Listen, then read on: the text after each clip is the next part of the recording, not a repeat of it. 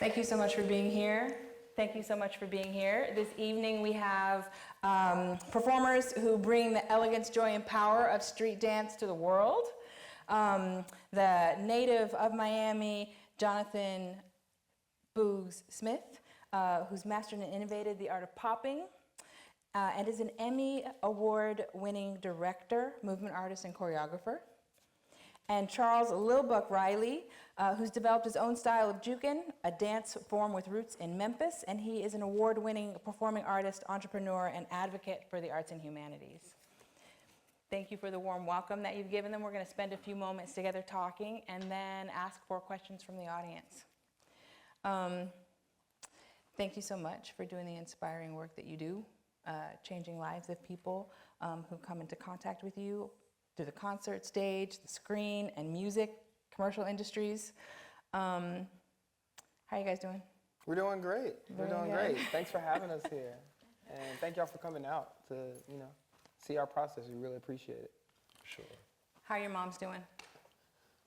Moms are great. Good. My mom's doing well. It's been, it's been a while since we shot that from now. And yeah, mom's doing great. She's still one of my biggest supporters. Her Instagram is BuckMama1. Nice. So she always, so she for sure lets it be known that she's, my biggest supporter. But mom's great. They're just as excited about us and what we're doing than they've ever been. So. Good. Mama Boogz? Mom's doing good, you can't tell my mom anything now. She was on a Netflix documentary. So, she was really excited to be able to share a part of her journey a little bit in the documentary, because she always wanted to be an entertainer and a dancer, but just didn't have the resources to do so. So she's kind of living vicariously through my dreams and things that I've been doing. So it's really nice to have a moment for both of our mothers to be a part of our journeys and a part of the film. Yep. That's really beautiful. You teach us to recognize that the social practice of street dance is rigorous, formal, artistic training on the streets themselves. And so I'm wondering who were some of your best teachers in street dance communities? And then maybe also, who are your fiercest competitors? Who are the people who just made you up your game because you needed to do that in the performance space? I love these types of questions because we get to talk about the people that y'all don't know about. Usually this question is about, who's your biggest inspiration, and it goes to certain people that you may know, of course Michael Jackson, people like that. But the ones that helped pave the way for us, we think that's so important to talk about. It's this guy named Mariko Flake. We call him Dr. Rico, that lives in Memphis, Tennessee. We call him Dr. Rico because he knows a little bit about every street dance style there is out there. He at least a little bit about every street dance out there. He does the education. He was very important to me in my process in learning dance. Learning Memphis jukin, that street dance style, because that's a culture that they have in Memphis, Tennessee. I was born in Chicago, but raised in Memphis for most of my life. My family moved there when I was at a very young age. And this is a culture that's been happening in Memphis, Tennessee, as far as Memphis jukin goes, since before I was even, before I even moved there, before I even knew about it or I knew it existed. So this culture has already been thriving. And when I discovered it for myself, when I discovered this dance style in Memphis and did everything I could do to become, good at it, there was only, we didn't have social media. We didn't have any of these things that we can just watch somebody and just learn from. You had to just find it. You had to just be in those right places in the right time. And so I always did a lot of training for myself from what I've seen in bits and spurts, but that was this one moment where I got to see all of the greats in Memphis do it. So, and Dr. Rico was one of them, and he was one of the guys who opened and welcomed me into that community with open arms when he saw what I was capable of. He said, I see you got a lot of potential, you're great, you're doing amazing things. Let me hook up with you and let me help sharpen those tools. And ever since then, I've been infatuated with the style because his approach is always about bringing the best out of you and not trying to, make you look like him or make you look like a certain person within that style. But, how can you bring what you have special to this, to this art form? Mm-hmm. And he was very open with dance, and that's what I needed, somebody that was open with dance, because sometimes our forefathers of these styles, they want it to look a certain way, and he can attest to that in his own style as well. They want the form to look a certain way, which is important to a certain extent. But he was free, and I always like to be free when I approach the movement. I already had my own way of thinking about how I approach that movement. And Dr. Rico, he was just one of those guys who was just like, "Oh, be you, man. How would you approach it?" And he was really creative about it. From having us dance with shoes on our hands and using those as tutty. Like, he was just the most creative guy in Memphis that was doing it, and I just fell in love with that. Mm-hmm. But it was guys like Dr. Rico, guys like Daniel Price, who is one of the best at Memphis Jukin. You can look up these people. People like Jock Quincy, who was an OG at it, who started that Gangsta Walk era. That was the era before Memphis Jukin. So all of these guys, have paved the way and helping mold who I am as a Juker. Beautiful. For me, it started, I did a small stint in Baltimore, and I remember going to like my first talent show, and I was in the 6th grade. So I think I was 12 years old, something like that. And there's these 4 guys no one will ever know about, but they were like everything to me. Richie, Raheem, Corey Ruff, and Bobby Digital. And they battled each other on stage in front of like 1,000 people. And I just remember, like, for me, you ever seen those movies where the guy falls in love with the girl and everything in the room, disappears and all they got is their eye on the beautiful woman? Like, that's how I felt about the dance. It looked otherworldly. It looked divine. It looked like it was from another dimension to me. Mm-hmm. And I was like, I gotta learn how to do that. And because I naturally was already kind of rhythmic, those guys took me under their wing. And even though I was younger than them, they were high school guys, but they used to throw like the middle school gym was like for some reason bigger than the high school, and so they would throw high school talent shows in the middle school gym. And when I just went up to them and was like, "Man, I want to learn," and I showed them a little bit of what I could do. I tried to like show off a little bit. And then Corey took me under his wing and he introduced me to legends like Mr. Wiggles, Pop and Pete, Mr. Animation, rest in peace. They opened the door of like the pioneers who created my style. And from that point on, I just kind of became obsessed with the form and I drilled it every day.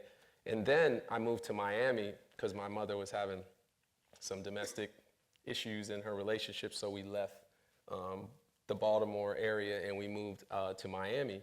And the guys who kept me on my toes, when I moved to Miami, there was so much talent in the Fort Lauderdale, Pompano Beach, Miami area that like, there's guys like the Deadly Venoms, Liquid, Red Alert, City Boy Terrell, Anonymous, Popcorn, Aqua Boogie, my mentor, one of my mentors to this day, Reversal.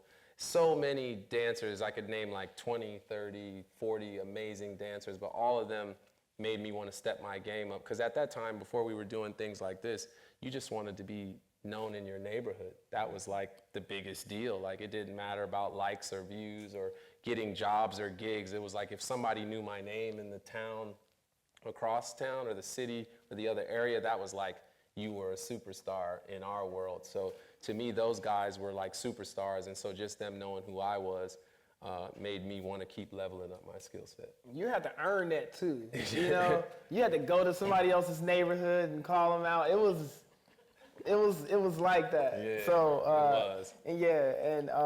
And getting back to like some of the people who kept me on my toes, there was this one guy in particular named Caviar. That's his actual name. Yeah, it's with a K, Caviar. You've seen him in Vail, Colorado, actually. But Caviar was this one guy in particular. His name was Caviar Taylor, and he kept me on my toes because I remember I thought I was it was one point where my head was just this big. I finally got really good at the style, and I was in a Crystal Palace skating rink in Memphis. It's closed down now, but this is where a lot of us used to congregate. to practice, we used to go to the skating rinks, and the skaters would come off the floor at a certain time, and they let the dancers just go out there and do their thing. And I went out there, and I was just like waving and just doing all these different things that I've learned. And Caviar came, and everybody was talking to Caviar about this guy. This guy thinks he can jump. So Caviar ran up on me, and he just started battling me immediately, and we just went head to head, and he was like, hold on, bro. You're really good, but you just need to slow down. You're moving too fast.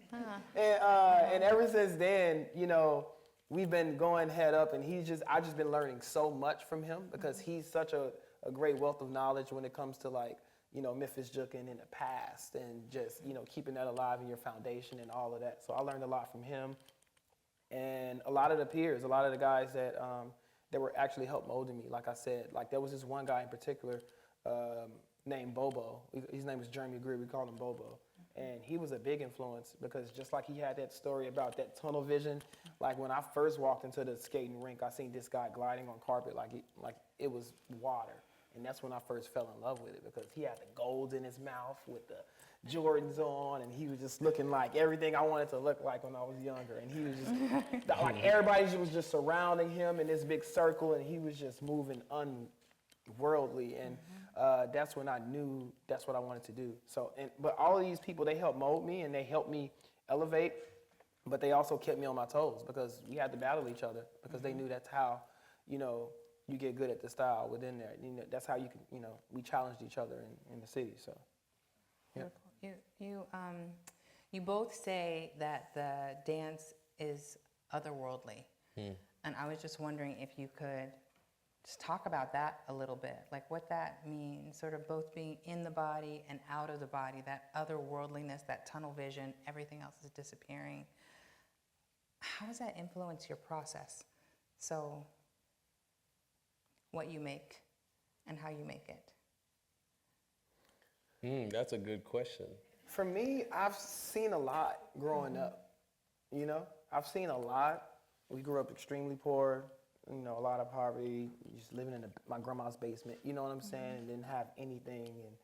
And in the neighborhoods I lived in, I've seen a lot, you know, a lot of things that were uninspiring, but also a lot of things that I would have that me and my sister, that one of the things that kept me and my sister going, one of my oldest sisters was dance, and we would watch Michael Jackson, a VHS tape of one of his tours religiously. And he was one of those otherworldly dancers that I've never seen move. Like, I've never seen anybody move like how he was moving when he was performing. And I always thought as a kid, because I didn't have a lot of access and we didn't have access, that's just, nobody will ever be able to move like that. You know, that's as close to like this divine movement as it's gonna get. You know what I mean? But then I end up seeing guys in my neighborhoods moving just as good, you know, and in concrete and looking like me, and showing me that this was something that I can actually obtain.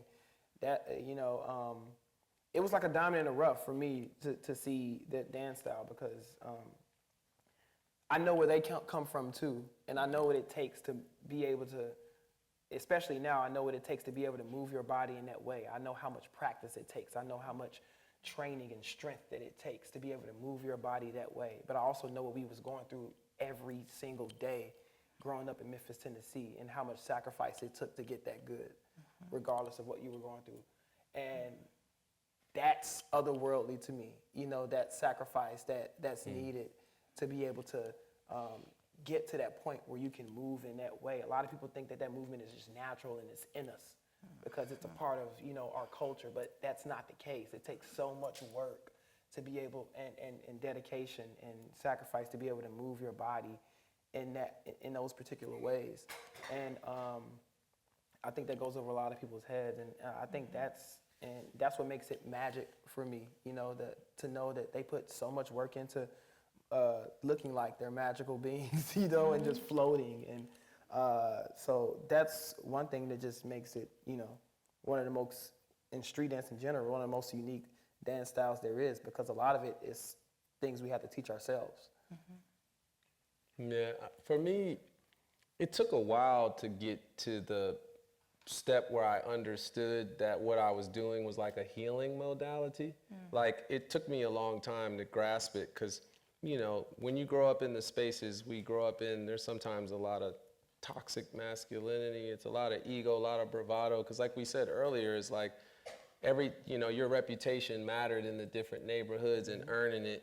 And like, to me, it was kind of one of those things where, you know, like over time, the otherworldliness is like, it feels like there's a lot of things in life I can't control, you know, but when I'm moving, it feels like I'm the closest I can possibly be to divine energy, you know? And so that's why when you see Buck and I perform, like we try to constantly tap into those spaces, because to me, it's like the purest version of myself. Do you know what I'm saying? Like you strip yourself of ego, because before it wasn't that. I wanted to be good for all the ego purposes. I was kind of wearing it as an armor, you know what I'm saying? And because to defend myself in the neighborhood, you know what I mean? But then as I got older and I started to grow and become more vulnerable and work on myself more, I realized like, oh, this gift is deeper than just being good, deeper than just being skilled. It's like a way for me to shed trauma. It's a way for me to tap into like a divine energy that I know is within my body. And that's why now I'm like, no wonder the legends and all these icons and stuff that I would watch growing up like spoke to me in such a way, because I think they had already reached that place and I hadn't. But you know, I always say I didn't choose popping like it chose me. Do you know what I'm saying? Like I saw it and something drew me to it at such a young age, and then now I've been doing it 25 years. You learn 25 years later, like, oh, now I know what it's really all about. And it's intentionality. It's using that energy to harness the most vulnerable version of yourself and tell the most truest stories that you can. So everything in our work is, we try to root it from that otherworldliness that's rooted in truth, if that makes any sense, what I'm saying. Yeah. And yeah, so that to me is what makes it otherworldly, not just the illusion and the look of it, that too, but it's also like the spiritual place that it comes from and what it can do for you spiritually, I think is what makes it otherworldly for me. Thank you. I have more questions about this, but I want to get to it later. Yeah, no stress. I wanted to take us on a slightly different tack for now, and I wanted to think about the ways in which both of you have made the forms that you've learned and inherited your own, that both of you have some specific journeys of innovation. The film gives us you watching Mr. Wiggles, maybe on a VHS tape, and you've told us again about learning from folks in the neighborhood. And we see a little bit. I mean, I think that the film is beautiful and so deceptive because it's so short, and it says so much, but then of course it says so little because it's so short. Yeah. And so I just wanted to know a little bit about your process of innovation and transformation as you took these forms and turned them into something that you're changing. I think as far as like, it's not being afraid to take risks. I think I have two answers to your question. One, it was a part of the culture to not look like someone else. You would get made fun of, you would get clowned. Even if I dressed like Buck, oh, he's wearing the Jordans like Buck wears it, or he's wearing his hat like, that wasn't like, you wanted to always have your own style, your own flavor, you wanted your own identity. So in my neighborhood, it was very, very, praised if you had your own style of dress. So you applied that to every aspect of your life, dance, dress, however you did it.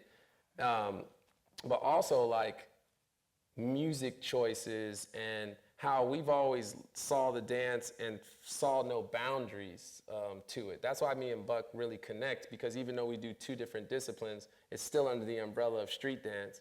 And we always felt like, oh, street dance is just a tool to illustrate music. It doesn't have to be done to any specific kind of music. If you look in our playlist, we got Yo-Yo Ma, Abel Korzanowski, and then we got Travis Scott and Drake. Do you get what I'm saying? Like our playlist is like, our palette of music is so broad because we want to show people there is no boundary to the form. So there's no boundary to the story you can tell. There's no boundary to the music it can be done to.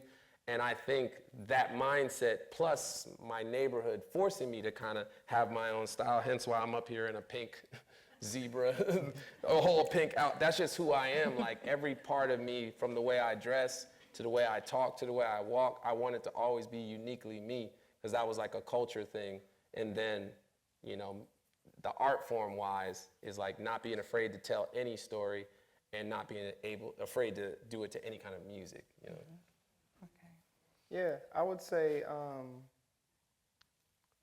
that's definitely, you know, just piggybacking off what he said, that's definitely one, you know, some of the things that help inform the way we moved. And my process personally was, you know, like he said, trying to define that individual, like my individuality within this style of dance. And that's what's so special about these street dances that are, you know, rooted in freestyle or rooted in just finding yourself through the movement, is that development. And for me, personally, what one of the things was, you know, my flexibility when it comes to the physicalness of it.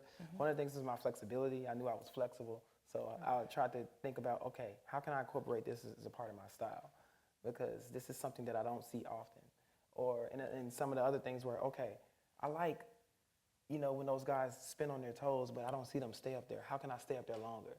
And these questions that I would ask myself, you know, or I don't see, or just, you know, even being in my house just trying to innovate a glide. Like I see this guy gliding like this. How can I switch this up and make it my own? Okay, he has this kind of like a S shape that he's making when he glides. How can I flip that and push it and reverse it and go this way? Or how, you know, so it's all types of different questions that you're asking yourself within those trenches of practicing your craft. And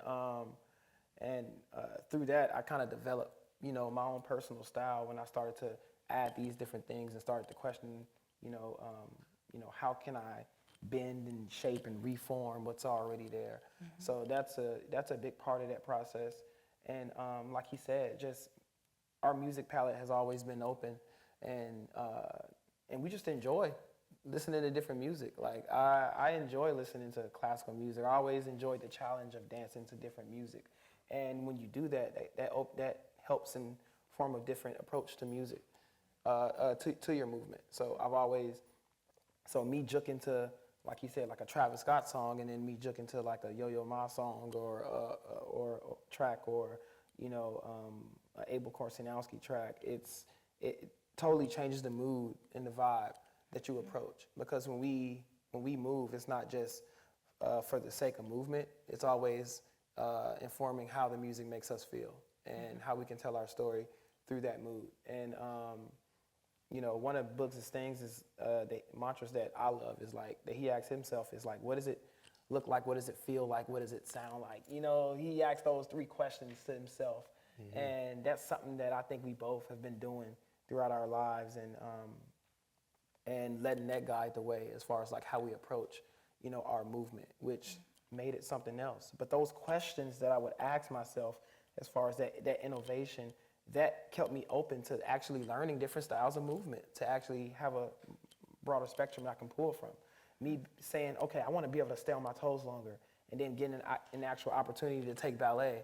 Like, okay, this is the perfect opportunity. I'm not gonna say no to this because I live in the hood in Westwood and these guys will look down on me or make fun of me. You know what I'm saying? I actually kept my channel open and kept and took those opportunities regardless, because I knew I had you know, I knew this was my passion and this is what I wanted to do, and I wouldn't let anything stop that. And I just wanted to be a great dancer in general, not just a great jooker. So those questions that I had to help better my innovation and the way in my personal style that I wanted, I kept, like I said, I just, you know, kept gravitating towards those things that'll help make me different and make me more of an individual. How do you find new music? I'm the worst. I don't like, I know some movement artists who like really dig for music, you know what I mean?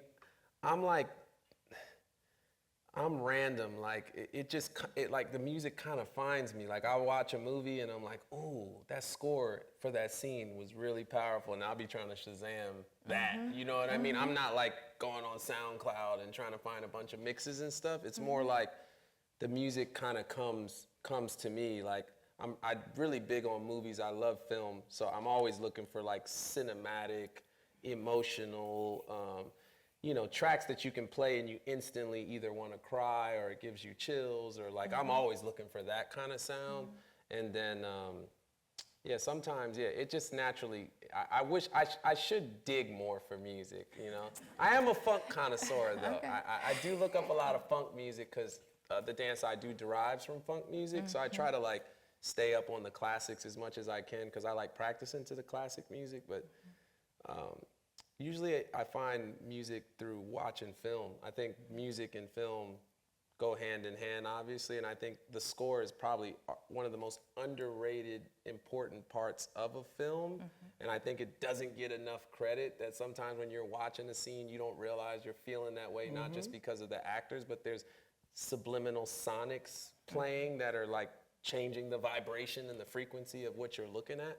So I tend to look, when I watch film, that's how I kind of find music, through film. And I think subconsciously, that's how we started to grow to love these different sonics. And that's why Michael Jackson has been such a big inspiration in our lives, because watching videos or watching that movie Moonwalker, for example, that Michael Jackson was in, he had a lot of different sonics. They Don't Care About Us, he was yelling at you. It was a rock vibe. But then he also had Smile, that had those strings in there that just tugged at your heart. So just the people that we were inspired by and the way that they were using these different sonics and the way that we felt, has always been a part attached to us since we were kids and since we were coming up in this dance style. And I think that's informed a lot of like the type of music that we're attracted to. 100%. And as well as films. But for me, I was lucky enough to graduate from a visual and performing arts school in Memphis. The only one that we had, it was called Yo Academy. And, it didn't last long. They shut down like shortly after I graduated. But in that school, I was able to be around so many different amazing musical students, and in the lunchroom, there were so many things happening from people, from this band person or this person that was producing a certain track. It was so many different things going on. And I got to have a better appreciation for different sonics, that love for that and that search for that, for those different sonics started in high school for me. And I have my different, I'm a Gemini, I have my different moods. So, and I have my different eras of like what I went through, in childhood. You go through these different eras, and I went through my rock era where I was just like, and I was just angry at the world, and I went through my whole, my era of vulnerability and just, wanting to cry and wanting to let certain emotions out when I listen to certain songs, and certain songs, automatically pulling that emotion out for me. And I had certain, sonics that I gravitate towards in my maturation, but it just kept getting deeper and deeper. You were using all your senses. Yep, exactly. It means that choreographically there's no limits. No limits. Okay, so when I watch you perform, I have a question for both of you. It seems to me like jukin lives in your feet. And I'm just wondering if you could talk a little bit about how important your feet are in jukin. I have a similar question for you. The feet are very important. One thing that goes unnoticed is the bounce that's attached to that. And the bounce is the heartbeat. And that goes all the way back to African dance and the way that they would, bounce and use this vibration, and pulse. But the bounce informs kind of what you do with your feet. But the feet are very important because Memphis jukin is a dance style that was birthed from what we called the gangster walk at the time, and that was a confident strut, and for me that just representing moving forward and moving through whatever happened throughout your day and all the traumas that you experience. And so the feet has all the use of your feet and getting from one point to another has always been involved in dance in general, but with Memphis jukin is really important because we have specific fundamentals that derive around steps. Steps is a part of the fundamentals. We have from the L step to the point toe to the heel toe to different certain glides that we've developed within the style. So yeah, we've always been centered around the feet work, but also the bounce and what we do up here. Okay. Where does the bounce live? Where does the bounce live? Oh, the bounce, it lives in the heart, It's in the center. Yeah, it lives in the center. The bounce starts in the center because, that's where it comes from. And everybody has that naturally. Like if, when you're a baby, when you're dancing, you're bouncing, right? But even like I was asking some of the students today, I said, how many of you guys just had a song that you just couldn't help but to nod your head to? And that's how it all starts, when we listen to music. And we just had a deeper bounce in Memphis when we heard that those sonics that it came from. And it wasn't just a head nod, it was a full body bounce. Okay. And that's, where that energy came from us. It started here, though. It started with this. Okay. Yeah. Thank you. And then it just exploded. I love it. Boogz, it feels to me like popping, the foundation is in the shoulders. It feels like it starts and lives in the shoulders. How important are the shoulders in poppin', and is there another place where poppin' lives for you? Poppin' is it's a full body dance, you know what I mean? It's a lot of muscle contraction, a lot of muscle isolation, muscle control. Since it derives from the funk era, it's really I feel like funk lives in three places. It lives in your shoulders, it lives in your hips, it lives in your feet. You know what I mean? I feel like most people, when they hear music, they might move their shoulders first, or they might move their hips first, or they might want to step and move their feet. So poppin' is like, people know it as an umbrella term, but back in the day, it was like poppin' was just actually contracting your muscles to the beat of the music. Then you have waving, you have animation, you have tutting, which is inspired by ancient Egyptian hieroglyphics and the stuff on the walls. Then you have animation, which is inspired by stop motion films. Or you ever seen those flip books where you flip them and it takes 100 pages for someone to go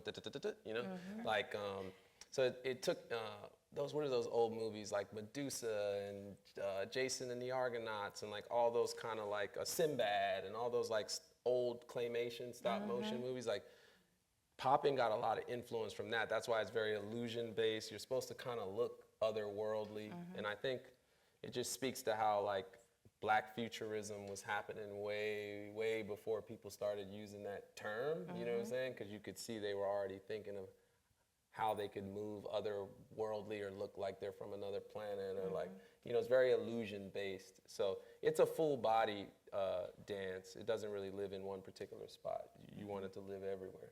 Okay. Both of you are controlling muscles that the rest of us don't even know we have. So I'm just wondering about the relationship between isolation, flow, and something that is like total or full body movement. Is that a question that a non-dancer asks? Or is that something that you contemplate or think about as you compose movement?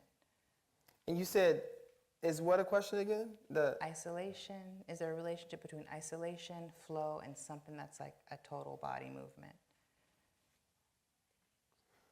Well, you got it.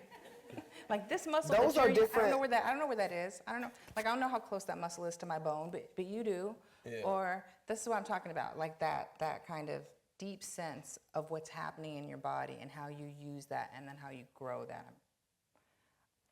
I think that sense grows from just extensive training. Yeah.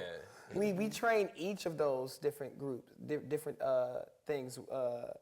From isolation. How many hours we spend just training, just only in isolation and isolating our bodies and being able to get control of that. And it's hours of extensive training in that one field, and then and flowing our body. It's just hours of extensive training and all of those different techniques and learning how to thread those together.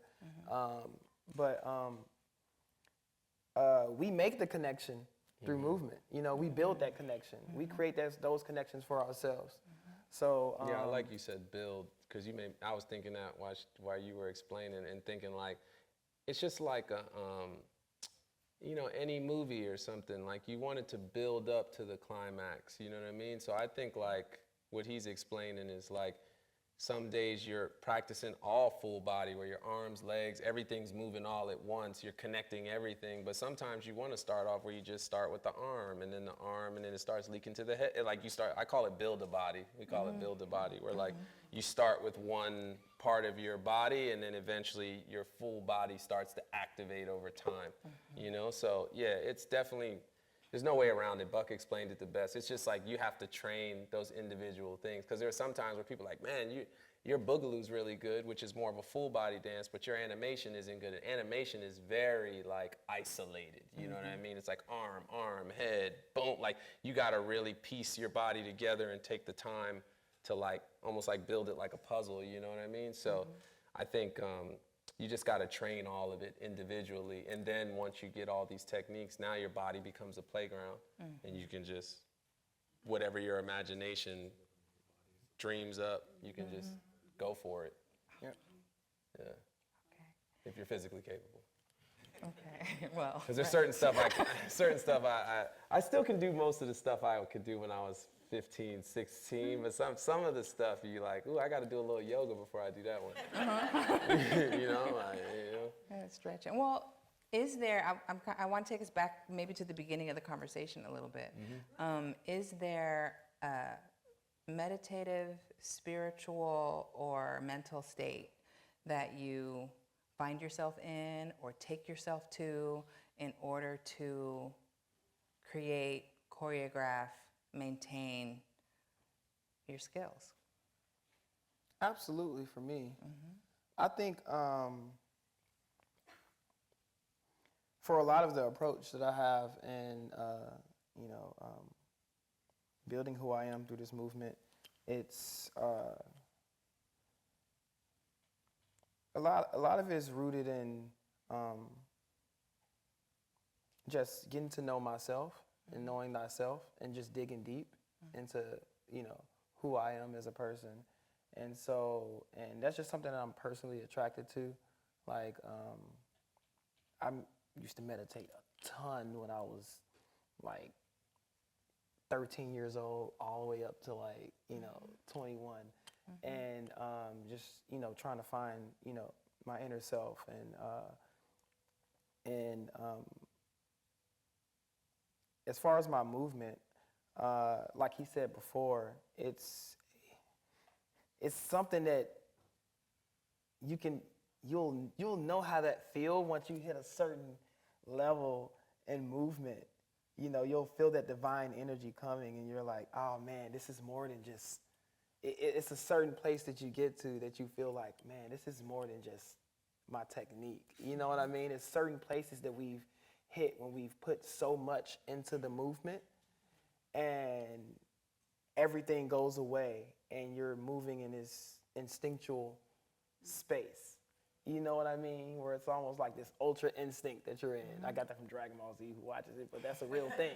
That's a real thing. Ultra instinct for us is a real thing. It's a certain place that we've been in before. We've seen each other go there, where it's like all of that training that you've put yourself through and all of the experiences that you've had in this world, you actually get to really see that come out in a way that it's just beyond dance at that point. It's beyond training. It becomes something that's automatically just like, you're not watching that person's physical, you're watching that person's spirit speak to you.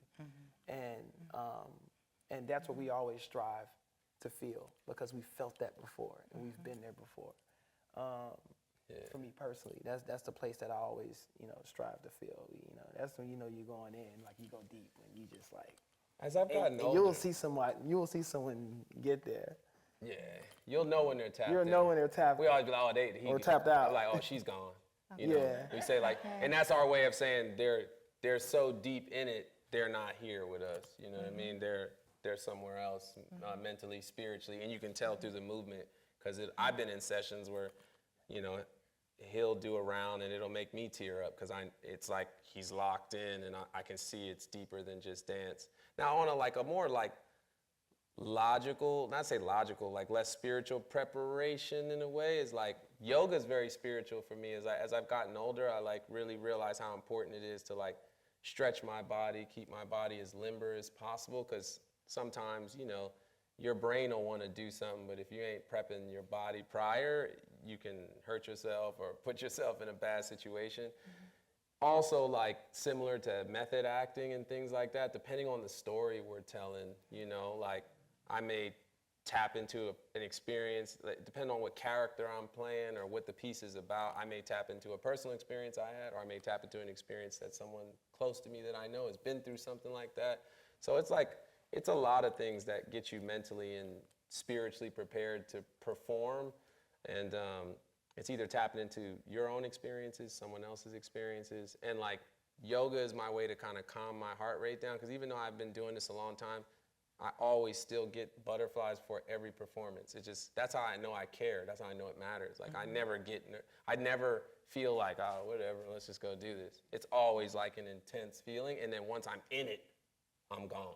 Do you know what I'm saying? Like, and then when I come out of it, that's why after a performance, you feel so drained, because you don't really know where you are, at least on the level we go to. Like, I don't really know where I am. I'm so locked into the thing that it's not until it's done that I'm like, oh, dang, I was expending a lot of energy. You know what I mean? So yeah, that's kind of, you know, loosely similar to what he was saying. Just, you know, you just try to tap in as deep as you can so you can give the most honest. Oh, and I want to say this too. And therapy has helped me a lot too. You know, like, because Buck said, like, knowing thyself. And for me, shout out my therapist, like, she's helped me a lot to get to know why I'm wired the way I'm wired, why certain things affect me a certain way. And like, I used to have trouble expressing an array of emotions in my performances. It was easy for me to like call upon anger or call upon ego and bravado, you know, arrogance. But to actually genuinely show happiness in my movement was actually very difficult for me when I first started doing a lot of performances. And like, I find myself like fake being happy, but it wasn't like really from a real place. And I think it helped me a lot when I started to like unpack my own traumas and really like talk about it and actually seek help about it, that it actually made me a better performer. It's gorgeous, and also brave. And it can't be easy to bring other people into the form. So in the film, we saw the company Movement Art Is. Yeah. Yes. Were those street dancers who you were working with?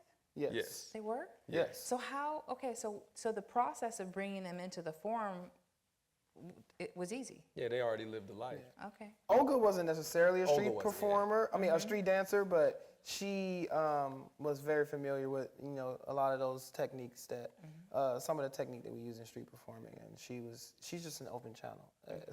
She was the one that wore the all white, that did the No, kind of Olga like, wasn't in this one. No. oh my God, Yeah, I'm thinking about the Olga wrong wasn't film. Yeah, another film. All different film. Yeah. All of those dancers that you saw. No, because Olga was the process for making that show. But Yeah, she but that was the wasn't in one film. before Yeah, that was the projections one, and stuff. So it was Alexa and Raimi. It was all of them, right? and Yeah, it Quentin, was the and now process. Marcus, So Ronnie. yes, that was before we brought Olga into the picture. Yeah, But yeah, Olga. all of those dancers were street dancers. Yeah. Yeah. Okay. It's good to you bringing that opportunity to people. And you mentioned that there's more films. You said it was another film. So there's more film projects that have been done and more that are coming. Yeah. Want to tell us about those? Well, it wasn't necessarily a different film more so than it was a different time in this process that you guys saw. So this process was the making of this show that we toured called Love Heals All Wounds, and which we actually performed. We did in Campbell Hall. Yeah, in Campbell Hall. And that was the process in which you saw us have different performers in it, and then the actual final cast, we had one of those dancers Olga was a part of. But we do have other films that we've been working on, from our personal films that we've put out ourselves to films we've done together to our work in film right now. We have a film that we're working on right now that's going to be a feature film starring the both of us, and about our process, and I don't know how much I should say. No, long story short, yeah, we're not gonna give away too much. Yeah. But People are going to want to find it. What's it called? you're not gonna find it just yet. You're not gonna find it just yet. But what we're doing is we're working on the feature film. But in reality, I just want to speak on the why behind the feature film and why we're excited. And you know, I don't want to say too much, but we don't want people out there going to. It's not out yet. It's still in pre-production phase, and we don't want people going out like, let me do this before these guys do it. Okay, don't say another we keep word. it close to the chest. But no, the why. I can explain the why. No, but just We've always wanted to have that Fred Astaire, Gene Kelly moment. And I feel like for our vernacular, and this is no knock to any of the street dance movies that have ever come out, but if you look at it like the narrative doesn't have depth and substance. It's always about the battle or, you know, and I'm not knocking it because all those movies have provided jobs for dancers, all the step-ups, all that stuff. So I'll never knock those films. But I also, when I was growing up, like, Schindler's List was a powerful movie to me. Color Purple, like there were so many movies that resonate with me, and I always wondered, how come we don't have a film with that type of depth and substance with our movement pushing the narrative? So like when you see a lot of me and Buck's shorts, it's like we're trying to crack that hypothesis of like, why hasn't that happened?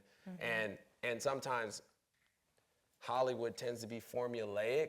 So some people aren't gonna take risk, you know what I mean? It has to be something they've seen before. Yeah, so it's not broke, don't fix it type of vibe. Yeah, They just yeah. want to keep doing what Yeah. they know, works. or what they experience works. Yeah, and so I think with all our short films and some of the stuff you guys will see in the performance tomorrow, it's like us saying like there is no boundary to the story you can tell, and hopefully we can create a new standard for street dance and film, and it doesn't have to be stuck in the place that it's been the last, I don't know, since Beach Street and Breaking in the 80s. Even those movies were about battles.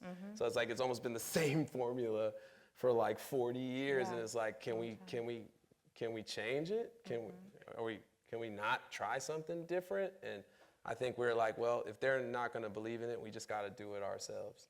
Okay, I love it. And the shorts that you're talking about are found on YouTube. You got your own channel. Because I know people are going to be looking for you. Oh yeah, absolutely. So we have a short called Color of Reality that we've done in collaboration with this artist named Alexa Mead.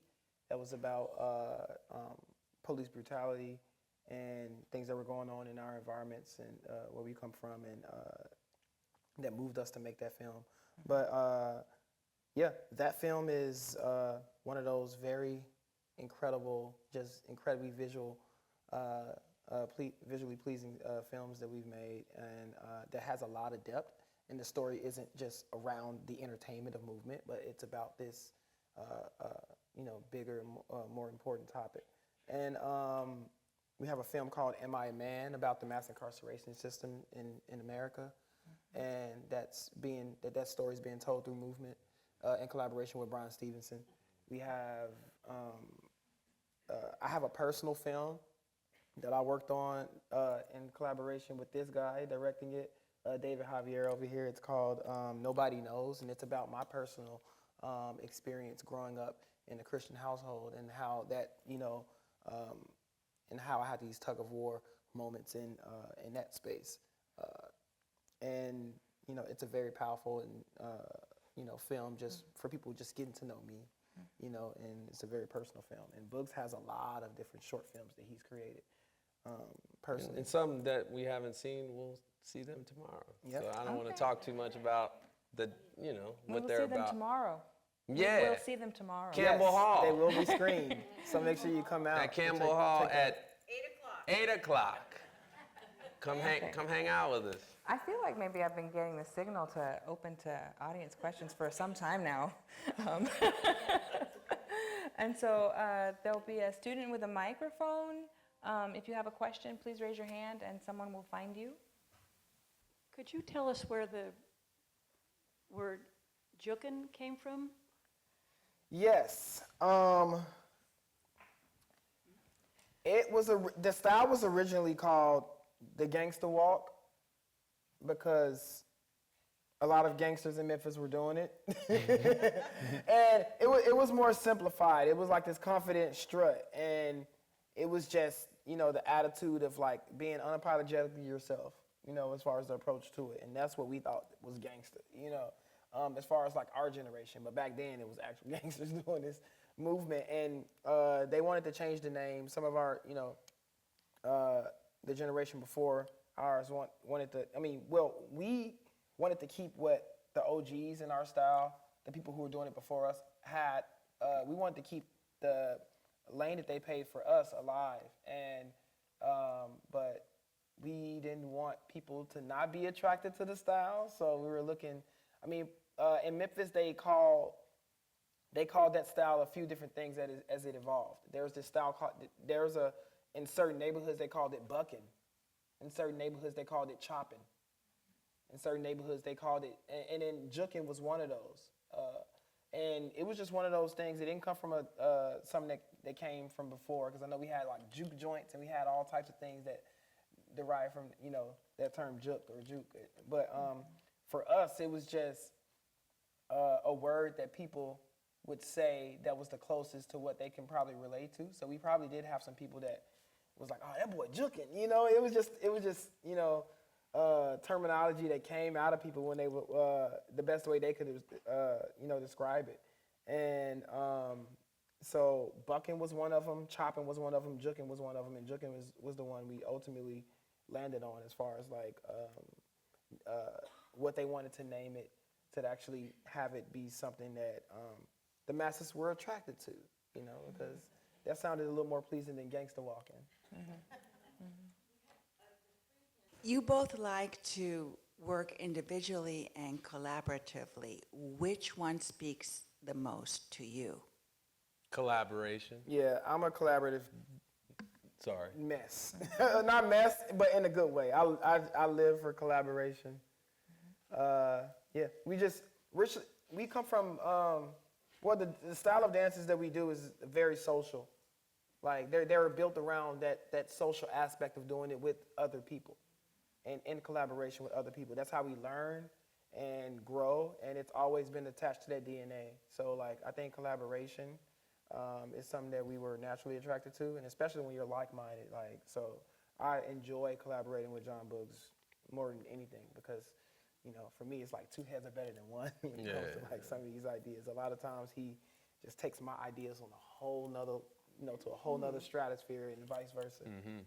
Yeah, ditto what he says. Like, collaboration is the best. You know, it's nothing like having a bunch of phenomenal artists in one space. You know, like I can't make music like Jason Yang or Yo-Yo Ma. I can't DP, and I mean I can direct, but I can't DP and film the way David does. Like all the people we work with, they bring a genius to the table, and I think like you know, my dad used to tell me, if you're the smartest person in the room, get out of that room. You know, so I want to be in a room with people greater than me at different things, so we can constantly elevate. And I also come from an athletic background. Like I played sports in high school, and that really built like a team camaraderie thing with me. So I prefer always working with a team more than solo. I've never been like personally a soloist. I've actually gotten better as a solo performer from being around Buck, you know, because he's really good at being a soloist. I love having 4 or 5 other people with me, and we're stepping together. That's just, it feels more militant, and I don't know, it's just something I prefer. So I'll always choose the team route over the individual route any day. Well, that kind of leads into my question. One of my questions is that when you do your performances and you are just so into that performance, then when you do that performance in another city, does it change, or do you? I'm glad you asked that. Me and Buck were talking about this in the class, like, because we want to allow spirit in the room, you know, I kind of say allowing God in the room, we build like a blueprint where it's choreographed up to certain, you know, it's like, but we leave pockets of honest freedom in that moment. So someone may have saw it in Denver, they're going to see something different in Chicago. They might see the same blueprint of the performance, but we leave these little pockets of like sometimes like it's like if that moment me and Buck are supposed to, you know, I don't know, like I'm just making this up, like scream at the same time, like or cry at the same time. Like you got to leave room for that to be honest. You can't choreograph that, or the crowd's not gonna feel it because you're not being honest with us. You know what I'm saying? So it's like building these structures where we know where point A to Z is, but you know, J, K, T, U might be moments of like just pure freedom. You know? Yeah, because we've practiced for so long just being present, you know, in our truth and movement, and we know the magic that comes from that, you know, because we all feel different in different days, you know, different days and different times, you know, and so when I'm in one city, I might be feeling something that would move me in a particular place, and when I'm in another city, something might have happened in my life that have moved me into this different space that I get to you know, release, you know, and it's a part of healing for us as well, because when we live in those present truths in those different times through our movement, then you know, we get to, you know, we get to trim those away. We get to, you know, release that, and you know, through dance, because that's how it's always been for us. You know, just consciously releasing, you know, what we've been experiencing throughout that day, throughout in our movement. So we always want to, at least, if we have something that's extremely choreographed, or that's something that, like you said, we're building a strong blueprint around. We want to have those pockets of truth. Because that then we it can feels get to you in the fresh too, present. you know? Yeah. It feels fresh every day, even for us, you know? Like, it gives us a feeling of like, you know, I'll be like, dang, I saw you do this, you know, you did this crazy move, you know, at this part, because like, we're still kind of like, it's like I always say I got 10 tabs open, like, I could be locked in, and then like, if Buck's part of it, and I can catch in the side eye, like he did something I never seen before after the show, I'd be like, yo, you did something wild, you know, like, you know, so we like to leave room for like, just exploration, so that way it feels fresh for us too every night. It doesn't feel like, you know, it's redundant and we're doing the same thing over and over again. And I'll give him this in a second, but what do you say? You're going to leave Santa Barbara. You don't live here, right? No. So what do you say to a young person who sees your performance and says, I have to do that, but they live in Santa Barbara? Go for it. How? You know what I mean? No, and I'm will say what I mean is like, from the backgrounds we came from, if we can make it out, anybody can. You know what I mean? It's just, you got to have that deep belief in yourself. It doesn't matter where you're from. There's talent everywhere in the world, every city, every place. There's somebody who's gifted at something, and I think you just got to go for your dreams. I think whatever you want to do, you go for it, and don't be afraid to ask for help. Some people, you know, reach out to people who are greater than you at that thing, or are already where you want to be, and plug their brains. You know, when I was just getting into directing, I reached out to a lot of directors who had already directed films and commercials, and I'd be like, look at my work. Tell me what you think. Tell me what's bad about it. Tell me what's great about it. Tell me what, you know, and that's how you keep growing. So I think like, just go for it, and don't be afraid to reach out to people who are maybe like a little bit further along in their journey of that craft than you, because that can also help you speed up the process of getting better, is just, once again, getting in the room with people greater than you. And if it's something that kid sees and feels so strongly and passionate about that they can't stop thinking about it the next day, or the day after that, or the day after that, you know, if it's something that just sticks with them and it just won't leave them alone, then I say hold on to that feeling and hold on to that passion as long as you possibly can, and you know, if that passion becomes a dream of yours, then yeah, go for it. Like Boogz said, try to make that a reality. There are also street dance activists, one of whom trained in the dance department here at UCSB, who cipher in Santa Barbara periodically. And so there'll be flyers that go around, and everyone is invited, and young people can actually practice street dance with the street dance activists who are here in Santa Barbara quite often. There's one more question. Yeah, So it looks like both of you guys are married. I was wondering if, how hard it is to be separated at times. Does your family get to travel with you, or do you do it on your own? My mostly? wife is literally at the hotel room right now with our 2 dogs. Oh, that's great. Waiting for me. No, but yeah, I mean, it can get hard. I've been married for almost 5 years, and my wife's fortunately a dancer. We met on tour when I was touring with Madonna, and yeah, so we understand the lifestyle. She understands, like, I'm literally on tour right now as we speak, and she understands the lifestyle. She understands that, movement is important to me, and I understand that it's important to her, and our different career paths that we have within dance are important to her. So we understand that world. It can get hard being away, but we've been used to that because she's toured with all of the greats, Beyonce, so many different amazing artists. And we just been so used to, like, building our own separate careers and brands that we're used to being busy and staying busy within movement. But it's always great. But we always make sure we, get to see each other within those moments, which is why she's out here right now. And but yeah, it can get difficult, but we navigate. Yeah, my wife and I, we met in Cirque du Soleil when I did my first stint at Cirque du Soleil in the Michael Jackson show at Mandalay Bay. We met in 2014. We've been together 10 years, married 5 years. So we kind of got spoiled because we were in a show together, like doing 10 shows a week every single day together for 3 years. And then when me and Buck started touring this show, it was an adjustment for us because we were all over the United States doing this show, and she was still back in Cirque doing the residency shows in Vegas. And then she recently retired from Cirque, not from performing, but 10 shows a week is tough on the body. And so now I say this, and I'm not saying it just because she's my wife. My wife is one of the most gifted dancers that I've been able to see, very versatile, phenomenal performer. So I don't just want to have her involved just because she's my wife, but she's actually like an enhancer. She's just really good and makes me step my game up as a performer. So if I could, my wife is going to be involved in everything that I do, if I can, if it's manageable. But it gets tough sometimes because she's my rock, she's my support system, she's my best friend. And I get a little separation anxiety from her when we're not together, you know what I'm saying? But I got Buck. Thank you so much. One more? Okay.